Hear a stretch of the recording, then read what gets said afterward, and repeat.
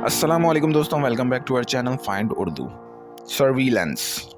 Surveillance का मतलब है निगरानी, देखभाल।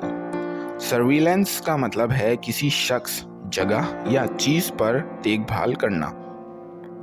ये लफ्ज़ अक्सर सिक्योरिटी, पुलिस इन्वेस्टिगेशन या सीसीटीवी मॉनिटरिंग के लिए इस्तेमाल होता है। जब किसी पर नज़र रखी जाती है ताकि सिक्योरिटी बरकरार रहे तो इसे सर्विलेंस कहते हैं।